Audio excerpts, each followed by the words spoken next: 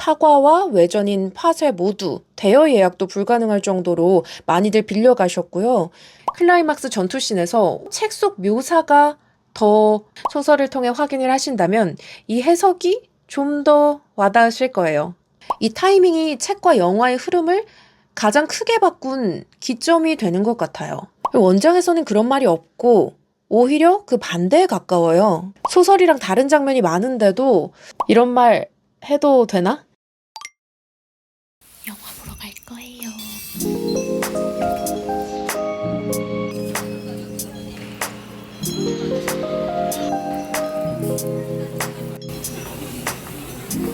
보고 왔어요. 진짜 꼭 봐. 절대 봐. 2회차 보러 왔어요, 부모님이랑. 안녕하세요 여러분, 이지북스입니다. 파과 원작설 읽고 영화 2번 보고 왔습니다. 영업하러 왔단 소리겠죠? 엔딩 크레딧 올라갈 때 주변 분들 반응이 진짜 귀엽고 웃겼거든요.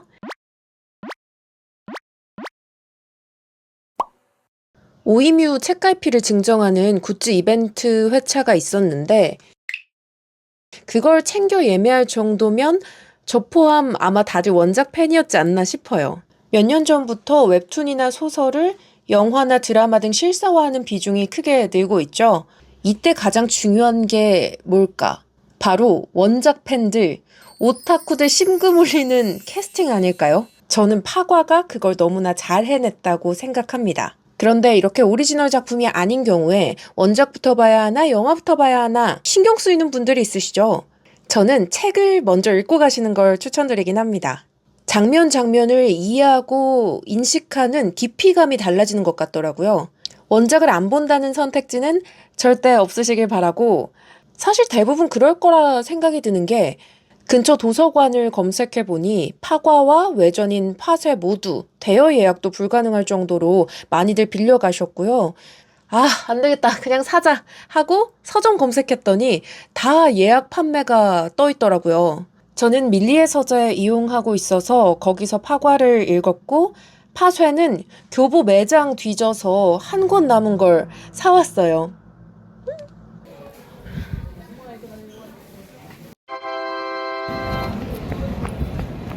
파쇄는 저도 아직 읽기 전이고요. 파과 이전의 이야기라서 저는 본편인 파과만을 기준으로 지금 말씀드릴게요.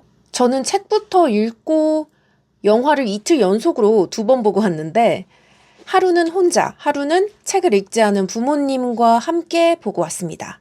처음 영화 보고 왔을 땐 각자 맘대로 해도 되겠다는 생각이 컸거든요. 그런데 2번째 보니까, 그리고 원작 팬인 저의 반응과 소설책을 읽어보지 않으신 부모님의 반응을 살펴 비교해 봤을 때, 아, 역시 책부터 읽는 걸 추천드리고 싶다라고 확고해졌습니다.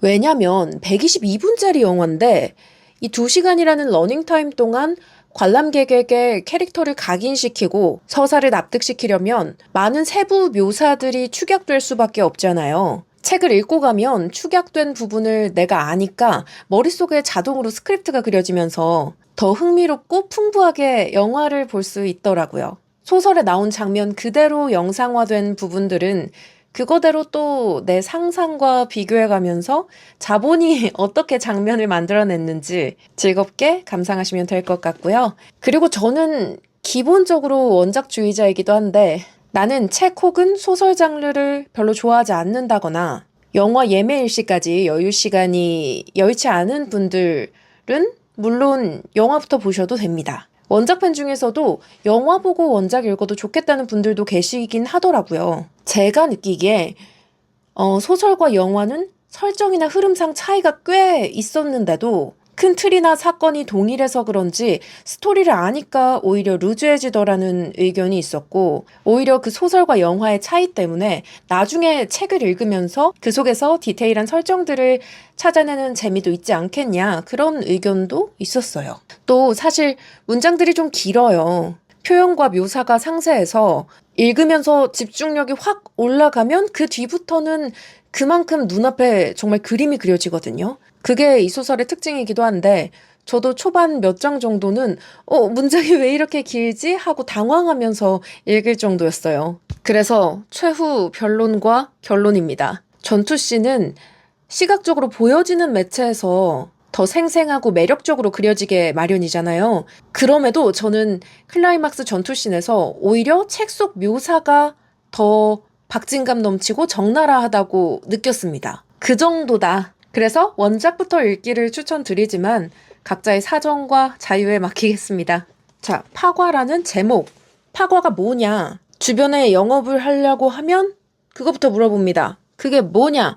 좀 낯선 단어죠. 저도 뜻을 찾아봐야 했는데 조각이 16세 킬러 일을 시작하고 현재 시점에서 65세예요. 60대가 된 유능한 킬러가 노쇠해감을 스스로 느끼고 연민과 애정 같은 마음들을 품게 되면서 킬러로서 약점이 생긴단 말이죠. 그런 관점에서 조각을 아래에 흠집난 과실이라 볼 수 있을 것 같고 파과 뮤지컬도 있는데 그 포스터 부제를 보면 뭉그러진 과일이라고 쓰이기도 했습니다. 3번 뜻은 딱 읽었을 때 떠오른 장면이 있었는데 소설에서 류가 아내와 아이를 잃고 어린 조각과 함께 우리 앞으로 지켜야 할 건 만들지 말자 라고 말하면서 둘이 끌어안는 장면이 나와요. 개인적으로는 그 부분에서 둘의 심정과 소설 속 묘사가 성행위를 한 것이 아니고 오히려 분명히 진혼 행위라고 표현함에도 불구하고 관념적 비유적으로 저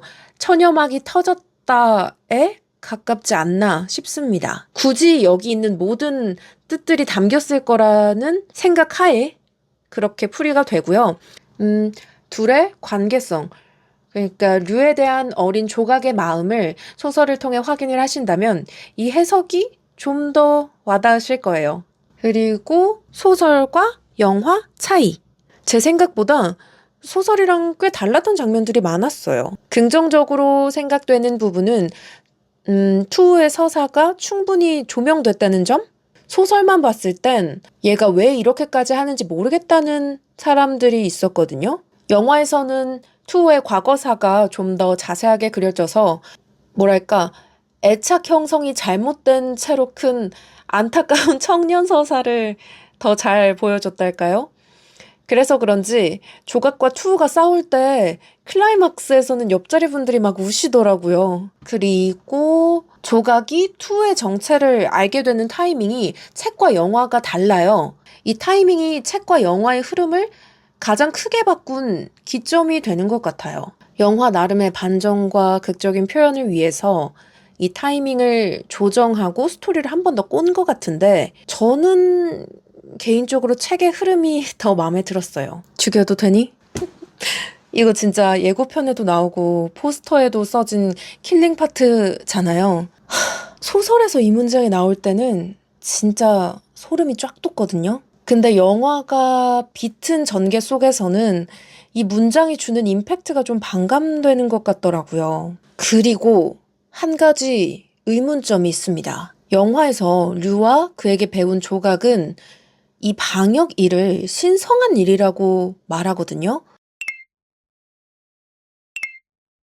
원작에서는 그런 말이 없고 오히려 그 반대에 가까워요. 매력적인 일이라고 생각 안 해.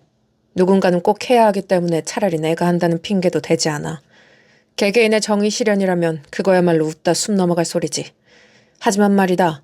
쥐나 벌레를 잡아주는 대가로 모은 돈을 나중에 내가 쥐나 벌레만도 못하게 되었을 때 그런 대로 쓸 수 있다면 그것만으로도 그리 나쁜 일은 아닌 것 같구나. 이거는 캐릭터의 가치 판단이 달라지는 부분 아닌가 싶었어서 굉장히 찜찜한데 다른 분들은 어떻게 생각하고 보셨는지 댓글로 공유해 주시면 좋겠습니다. 이외에도 매체 특성에 대한 이해를 당연히 깔고 있지만 개인적으로 좋아했던 장면들이 많이 축약되거나 각색됐다 보니 역시 원작은 못 이긴다 싶기도 했고요. 세부 설정들도 저는 소설이 더 좋았어요. 말하고 보니 영화에 대한 칭찬이 별로 없는 것 같은데 전달 매체별 특징과 매력이 다 다른 법이니까요. 저 영화 이틀 연속 봤잖아요. 제가 아쉬웠던 장면들은 어차피 책이라는 매체를 통해서 문장으로 섬세하게 풀어내져서 그걸 각자의 속도로 이렇게 더듬어가며 읽는 맛이 있다고 생각해요. 소설이랑 다른 장면이 많은데도 원작 팬으로서 아쉽지 않고 오히려 소설에서 보여주지 않은 장면들, 어떤 캐릭터 떡밥들을 풀어주는 외전이라는 느낌까지 개인적으로는 들었어요. 이런 말 해도 되나? 약간 공식에서 준 2차 연성 느낌?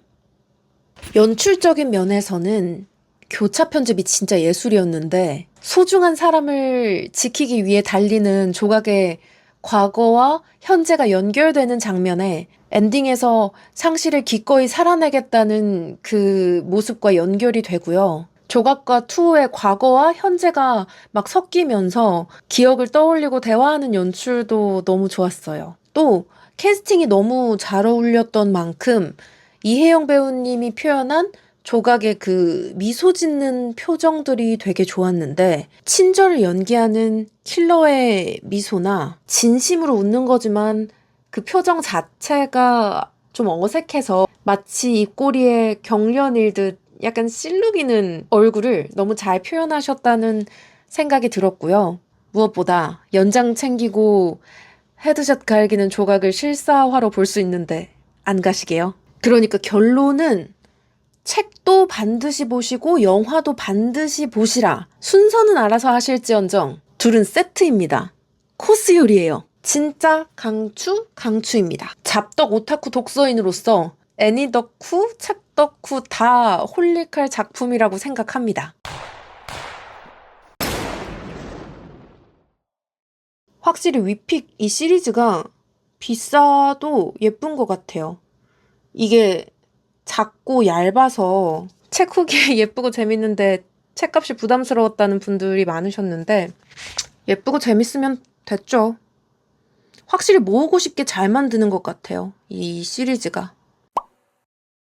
아니 그리고 구병무 작가님이 위저드 베이커리 작가님인 거 다들 아셨어요? 저는 이거를 최근에 알았는데 저 어릴 때 나오자마자 되게 재밌게 읽었던 기억이 있거든요. 그게 데뷔작이었다고 하더라고요. 그래서 파쇄도 빨리 읽고 구병무 작가님 다른 작품들도 빨리 읽어봐야겠습니다. 그래서 여기서 마칠게요. 책 얘기하는 이지북스였고요. 오늘도 영상 봐주셔서 감사합니다. 안녕!